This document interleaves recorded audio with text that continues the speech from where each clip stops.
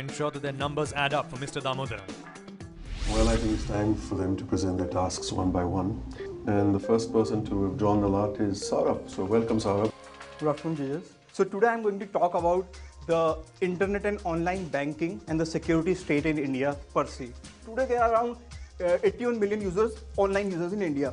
Surprisingly, only 13 million users are using online banking. So there is a huge 26% of the existing internet users in India who know internet banking benefits but don't want to use it. And the reason is, they say, I will use the internet banking of your bank if you can give me a guarantee that online banking will be secure. And banks cannot provide that. So we have made a bulletproof, secure, anti-or validation mechanism. Every user will be given a token. So this token prototype is ready luckily yesterday only. So this is the prototype product. And this is the final how it will look like. So what my device can do, it can secure with a bank and it can also integrate with a UID infrastructure. So this PC doesn't need to be virus free. 10,000 viruses can run into it. You just insert this token, no installation, it will make sure a transaction is secure. Because if we secure internet, a whole lot of millions of people will join it. So what is interesting here is, in a hardware there is a unique thing. If I have to make 10,000 pieces, I'll try to make it generally on some other hardware. But if I get a million kind of order, I can go into ASICs. ASICs means get a specialized hardware built for your solution. So when you build a ASIC, you spend $1 million in advance initially, but the cost becomes almost 1/3 or half. You spoke about communication. Look at those numbers. Do they seem to you adequate for the nature of the task that you're embarked on? My first aim is get this product out and make sure you are in sync with the market. What does the market require? Then we'll go out and talk to all the people. But there are lots of great products which haven't found a market merely because no one upfront invested in the marketing exercise. Sir, actually this sales guy, right? I have put a salary of around $100 for him for next year. So maybe. Let me ask you a non-financial question. Why should a bank deal with you at all?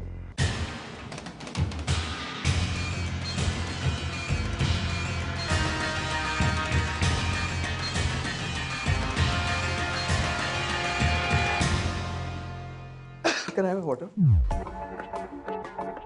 Sort of easy, easy.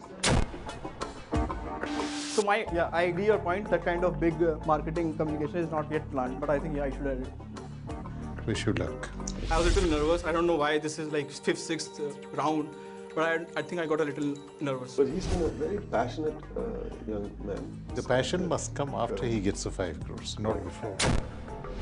Well, I'm just about to walk in the room and present to Mr. Damodaran, and I'm pretty excited. I love talking about ZipDial. I love the business, and am ready to answer some challenging questions.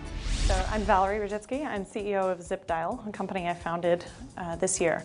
ZipDial is a platform for mobile engagement for consumers to interact with various campaigns and brands by simply dialing numbers and hanging up. It's absolutely toll-free and the simplest thing you can do on a mobile. So anyone with any handset on any telecom operator and any language as their mother tongue can use ZipDial and engage. This is the pricing that we have for those customers. On the premium side, it's packaged around the types of campaigns that they want to run and the types of volumes that they're expecting to drive through those campaigns. Give us some examples.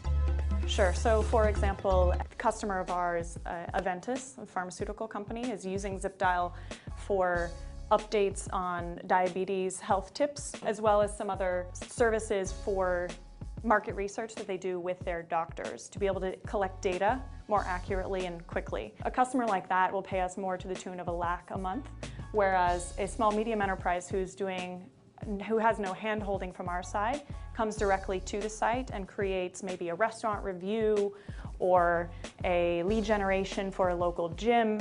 That kind of customer pays 1,000 rupees per number per month.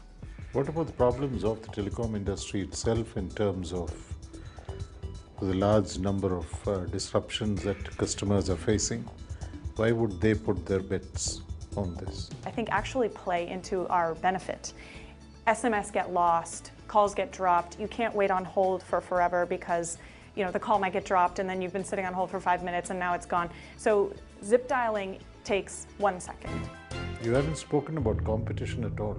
Is there no competition?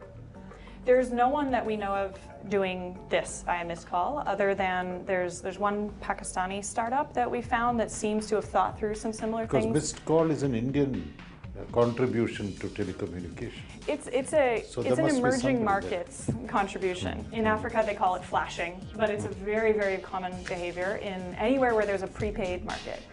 Yeah. So I think, thank you, Valerie. General drift is all right. Was she being honest about a lot of things? Did she field your questions well? I think she did, except, where she was honest, but that honesty doesn't travel far enough. Yeah. When you say, I'm not aware of whether there's competition. In all of this, if there is competition quietly doing something, It changes the parallelly, whole game. it changes the Everything, game. the whole picture changes. I think it went well. I certainly was quickly finishing the presentation. I think I answered all of the questions pretty well. I'm looking forward to getting inside there and pitching my idea to Mr. Damodaran. That's about it. As of now, it's a mixture of excitement and anxiety. My name is Shreya Srinivas and I'm in the business of telling stories. So we have a comics business, which is essentially we publish a monthly comic magazine called Comic Jump. Just quickly.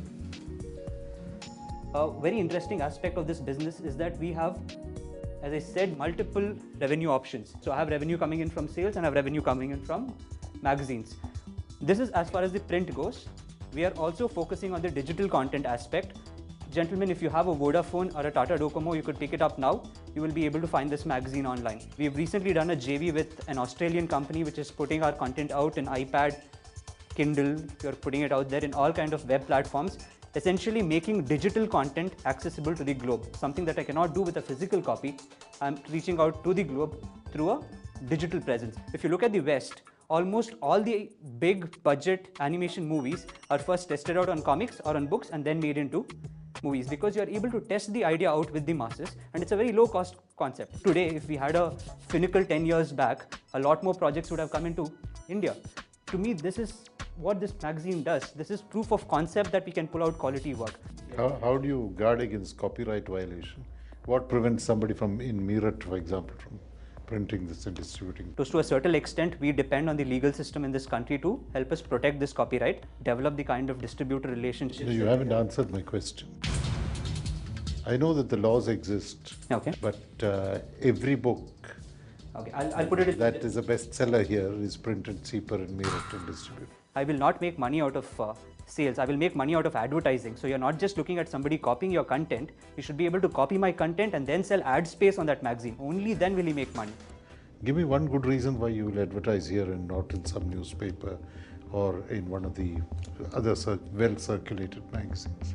Comics have an amazing ability to generate a very cult status. For some reason, comics, because of their visual narrative style, because of their ability to create such iconic characters, ensure that you have such a deep involvement into the overall ad space. And if you look at one of the ads that we have done in, the medium of ad is also very different. So this is not your typical print ad. So it is very, very targeted to the comic book audience. A comic book audience will not see a regular print ad, but you put something like this. You have a samurai facing a demon and your attention will be riveted. It is something which is extremely eye-catching. It's something that's not been done across any other medium. Fine. Fine. I'm okay. Gentlemen, thank you so much for your time.